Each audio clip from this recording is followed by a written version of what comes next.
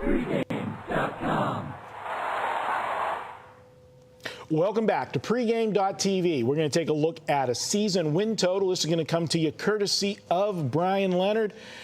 And Bryan loves baseball. Ken, this guy scouted exhibition baseball this past month. I got to spend part of the time with him. He was up there longer than me. Scouting baseball, but not barbershops. No, barbershops were not good. I scouted one. It's off my list. Yeah, but I can tell you, if you want to know where to find Leinenkugel on tap in the greater Phoenix area. He's got it. He's got it. He scouted it all out. He could tell you everywhere where they were at. But he did manage to get to watch a few baseball teams and stuff. And Bryan, all kidding aside, I know you love baseball.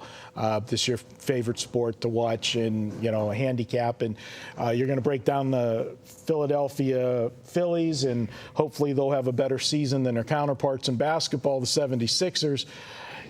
Stole a few of my players from the Pittsburgh Pirates. Took A.J. Burnett, one of their big free agent signings. I don't know how you feel, but A.J. Burnett, win-loss. I mean, he was a big part of the Pirates, last year. He's a guy that you can count on to go out and get you 200 innings, He's not going to be a Cy Young contender, but he's not going to be, getting lit up either. He's going to give you some solid work. If the other guy's Marlon Byrd, you stole him from my Mets. Well, the other guy is Marlon Byrd, but, that was a question that, when we did the video earlier this year on the Pirates, I said, the Pirates thought they needed him down the stretch last year along with Morneau, and yet going into the season, if you thought you needed them last year, they don't think they need them this year, so they let them go, and Philadelphia, picks them up. But Byrd, that was kind of last year was exception to the rule. This was back in the days of taking the substances. I would say that was one of the years where he went through it and took the substances because he was basically out of baseball before that. And we see this every once in a while. Guys come out. It's amazing. It's a contract year. They come out and they play great. Signed another contract, and then they go right in the tank, and I expect that for Marlon Byrd. Not me. I see. I'm on the other side of it. Marlon Byrd could not stay healthy for a 4-year stretch. He stayed healthy last year. He showed what he can do. He doesn't hit a lot of home runs, so the substance abuse, he hits line drives. He hit a ton of line drives. I watch the Mets games. That's one team I do get entrenched with and watch them as much as they make me suffer. I've been a Mets fan for 4 decades now, and I will tell you, Marlon Byrd is a contact hitter, and he will pay dividends for Philadelphia as being one of those table setters. Well, the thing is with the drug use, you're not doing it to hit home runs. You're doing it to get back in the lineup. It helps you recuperate, and that's really what the older. So what happened last year? They tested him? I don't know. I'm just saying. Just amazing how this turns out when it's a contract. Well, Cologne too, because right away when the Mets picked him up, I'm like, oh my gosh, are you taking a chance on this guy that got the 50-game suspension? And here, Cologne looked pretty darn good when he came back from the suspension. So again, and he's looked good. I actually saw him here at the big league game between the Mets and the Cubs. He looked pretty good when I saw him here as well. Yeah, Johnny Peralta's looked good too, and he just came back from suspension. So. That's what's sad is a lot of these guys didn't need any help. That's what kills you about A-Rod when you look, or anybody else. Barry Bonds. There you go. I mean, these guys were already great. It's sad that they did that to tarnish their reputation. Well, we've been doing a lot of talking, Bryan. Set us up here on what you're looking at. We won't make it official yet, but just give us a couple touching points. Getting back to the A.J. Burnett situation, he's a definite benefit for Philadelphia here. The only thing is, he's playing in Philadelphia. And we saw what he's done when he's gone into a market that has a lot of press, back when he played for the Yankees. Now he's in Philadelphia. And say what you want, they've got some of the, let's just call them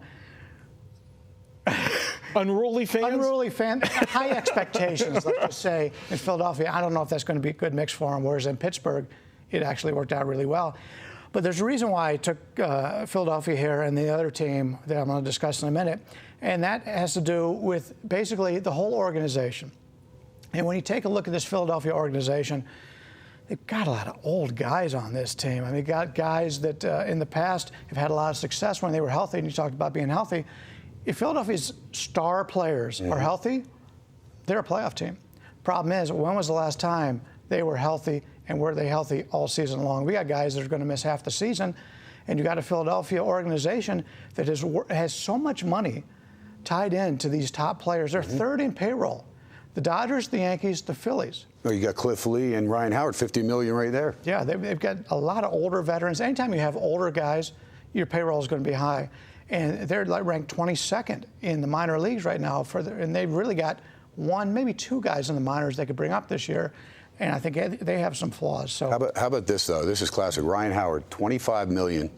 Dominic Brown, who carried that team offensively, $490,000. My problem with major league teams is when you find out you have a diamond in the rough, like a Dominic Brown, why do you make the guy wait for his contract? Go in, change his contract, extend it, make him a Philly for a long time. That wasn't a fluke last year. Dominic Brown's a hell of a hitter. Well, they try to do that a lot of times, but we saw the same thing out of George Springer for Houston. Guy hasn't had a major league at bat yet, and they tried to settle with him, and his people working for him said, no, we'll just let it play out. Because basically, you're going to make a lot more money down the road, and all you're worried about right now is just staying healthy. Because the worst thing, take a look at Scherzer for Detroit. He just got offered all that money. What if he blows his arm out tomorrow? I mean, it's just a chance you take. Yep.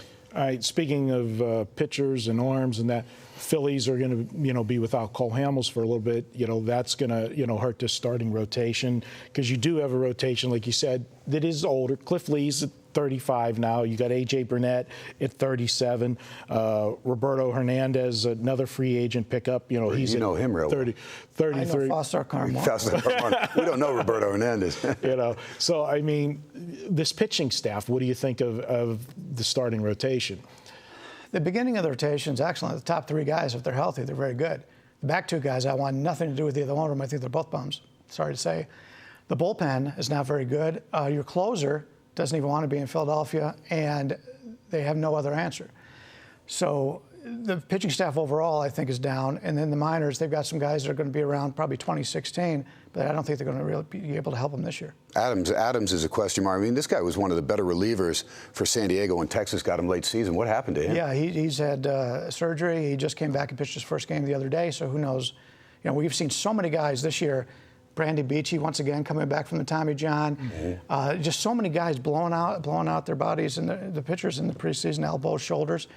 You never know. I mean, people have talked as if Tommy John surgery was just, it's a given. You throw harder when you come back. Well, now they're starting to see, a lot of times you do throw harder, but you're more susceptible to the same injury once again. I know Jimmy Rollins is ticked, too, because they're talking about him platooning at best with Galvis, and he was not happy.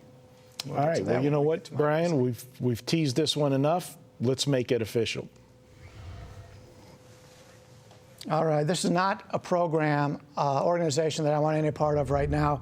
We talked about the age of these players. They've got 9 of their top 11 players are 32 years or older. 7 of the top 9 are 35 years or older. A lot of money on these big, used to be star players that get hurt an awful lot. Only Dominic Brown, Cody Ashe, and Darren Ruff have any upside on this team. And Ruff, they started him out in the minors. Maikel Franco is the one guy in the minors that's got a really good bat, but he plays third base, the same position as Cody Ashe, and he doesn't play third base very well. If this guy was in the American League, he'd be in the majors right now because this guy can hit. He's just not a very good fielder. You take a look at last year, they won 73 games, but when you take a look at their runs scored and runs against, they should have won 67. Basically, at the end of the year, if you have 10 more runs scored than runs permitted, you should have one game over 500. You should be 82 and 80. So based on that, they should have won 67 games. For the most part, when you divide hits into the runs, for every 2 hits, should be up to 1 run. So in reality, if you do that, they probably should have won 72 games. So average amount, let's say you win 70 games. Every team's going to be a little bit different because if you hit a lot more power, you're not going to need as many hits to score runs. But one thing that concerns me out of Philadelphia, they've got a veteran team, as we've already talked about. Last year, they only drew 417 walks, second worst in baseball, despite having a veteran team. That tells me it's a selfish team, a team that's just out there looking for stats, looking to make another payday. I don't want any part of those teams. And, Ken touched on this, Jimmy Rollins. They wanted to trade Jimmy Rollins.